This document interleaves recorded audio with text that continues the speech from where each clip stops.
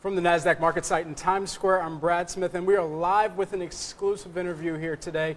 You know, when Star Jones stops by the Nasdaq market site here in Times Square, we can't pass up the opportunity to showcase some of the great work that she's doing as president of the Professional Diversity Network. Star, great to have you here today. Thank you so very much. I feel at home here at the Nasdaq. I had the great privilege of ringing the bell a couple of times, one for the American Heart Association and also with some colleagues before, and now to be here as the president of Professional Diversity Network, a company that I am intimately and intricately involved in, is an honor and a privilege. Absolutely, and great to have you back here as part of the Nasdaq family that we are.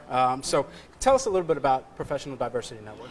PDN, Professional Diversity Network, we trade here at the Nasdaq under IPDN, is the largest professional resource for recruitment in the United States. As a matter of fact, for diversity, I should say, for diversity recruitment, we hold the record. We have about 10 million subscribers, active and passive job seekers that we work with companies, corporations, public and private, as well as governmental entities to put diversity and inclusion on the front burner with their hiring practices. In addition to that part of our business, the recruitment part of the business, a core competency that we have is with our subdivision, the National Association of Professional Women, which is the largest networking organization of professional women in the United States.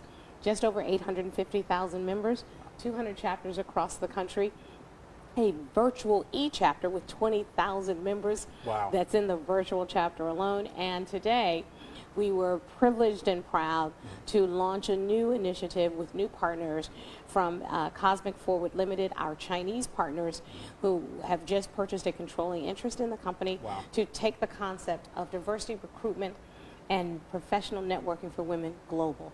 This is probably one of the greatest days in professional diversity network's history. That's amazing expansion, and congratulations on the major announcement that's taking place here today. Excellent. And glad that it could happen here at Nasdaq. You've also, so you mentioned that you're publicly traded, ticker symbol IPDN. You've seen a significant jump in the stock price over the last month, and I believe it's about 850%.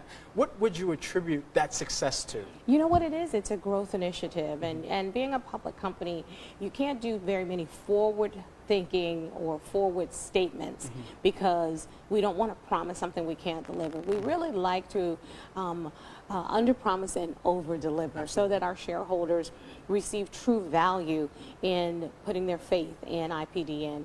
And I think it's just the growth potential and seeing the world as a way for bridges rather than walls. Certainly. Knowing that we're going to expand globally, that we're going to bring that core concept that networking and diversity is what will grow a business. And I think most savvy investors know that diversity and inclusion is not just something that makes you feel good. Gender diversity is not something that just we should do. It's something that makes good business sense. Right. And PDN has really and truly brought that home to other corporations across the country. Certainly, and I think that there's a broader initiative too at the SEC level when we think about some of the work that's been taking place there and formulating over the past several months. Mary Jo White making it a top initiative to see some of that board diversity come to fruition.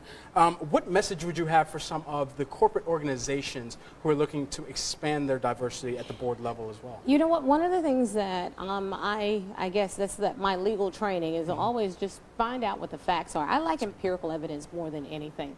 And the fact is, when you have a diverse board, not just people of color, but especially gender diversity, Absolutely. you see profits increase exponentially. There is no question about that. There have been numerous studies that show that diversity brings creativity, it brings collaboration, it allows you to appeal to a consumer base that is different from the one that you have, which basically means you get to grow your tent.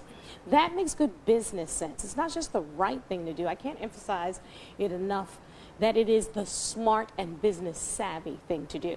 So when I go out and I solicit companies to become a part of our diversity network, I say to you, you're trying to make money. You know, I want to make you feel good. We're going to do some corporate initiatives that make everybody feel good. But the bottom line is we have three responsibilities. We have to be responsive to our consumer and membership base. We have to be responsible for our employees and treat them with respect. and we have to return shareholder value. If you do the first two, you get the third one. Absolutely. That's just a basic bottom line. 100% agree with you. And we know you actually have a board meeting to run to now, so we're not going to hold you too long. But just before we wrap, we have a large audience of the next generation of business leaders that are out there watching today. And as a part of the Nasdaq family, you know the ethos here is ambition, coupled with the tagline, Ignite Your Ambition. What piece of advice would you give to that next generation of ambitious leaders who may strive to be in a position like yours one day? You know, Brad, I have to tell you, the way I ended today's program was to read a poem about bridge building. And I don't think people focus on that enough.